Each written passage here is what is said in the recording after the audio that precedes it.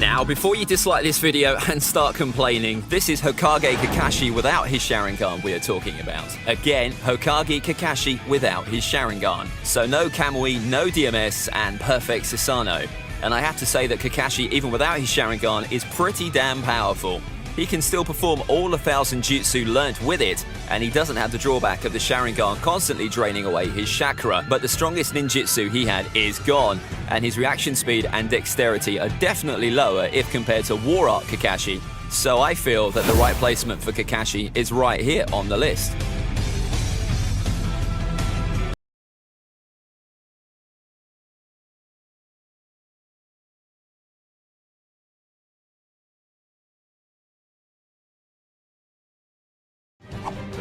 Earth Style! Rock Breaker!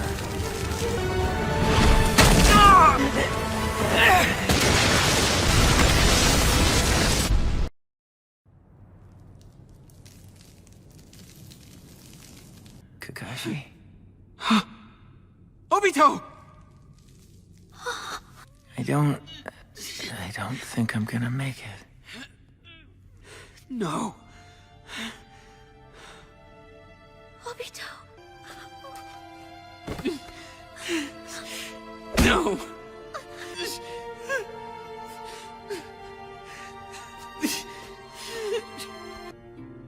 I was the only one who didn't give you a gift. And I didn't know what would be good. I remember what you said before. I'm not going to give you something useless. Whatever the village or anyone else may say. The whole eye transplanted to Kakashi's left eye. I'll be your eye, keeping watch over what the future brings for you. Huh? But then you are just a brat.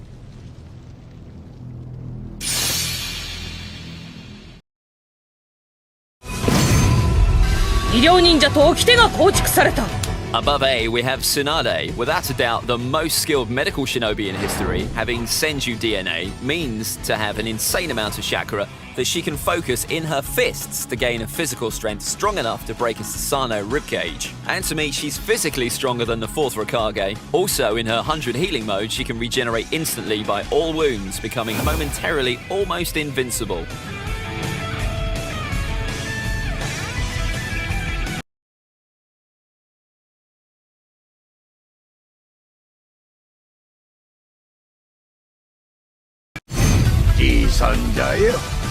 So I'm not the one who thinks Hiruzen is stronger than Hashirama, but I'm sure he was a beast in his prime. Hiruzen has all 5 basic nature transformations, and he mastered all the jutsu known in the leaf. Well versed in both Genjutsu and Taijutsu, he can also rely on Enma, one of the strongest summons in the series. As an old man, he gave Orochimaru a run for his money, and Orochimaru himself admitted that if he had faced him 10 years before, he would have surely lost.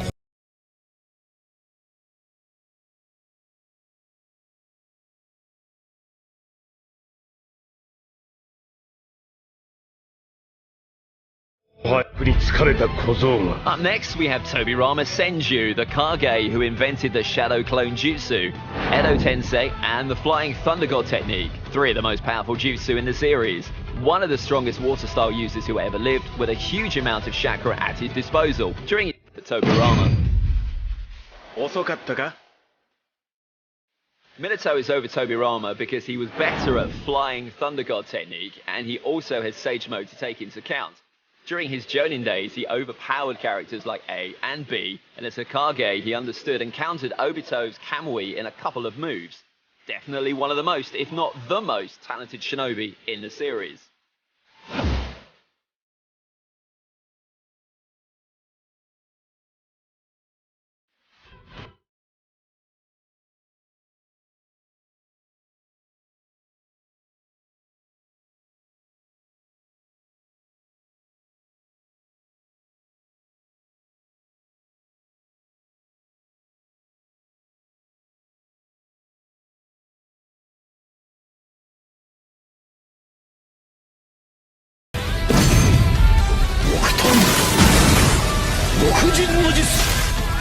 Where any Kage mentioned so far would struggle against a single or a couple of tail beasts, Hashirama subdued all of them and distributed them equally amongst the main nations.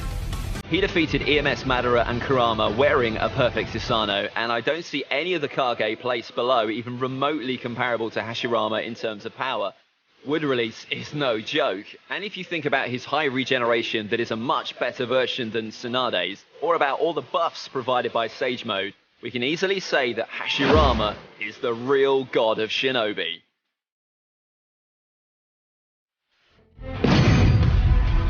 Uzumaki Naruto!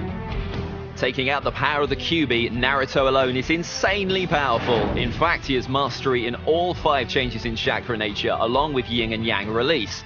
He is a perfect sage. He now also has lava release, boil release, and magnet release. And when it comes to ninjutsu, Naruto is in a complete different league if compared to any of the other Kage. On top of this, Naruto now has both halves of Kurama. He has portions of all tail beast chakra. He also has 6 bars chakra, he can fly, he can move at light speed, he has Talk no Jutsu, and the list could go on and on. Anyway, Naruto is at number 1, and I'm pretty sure nobody will complain about it.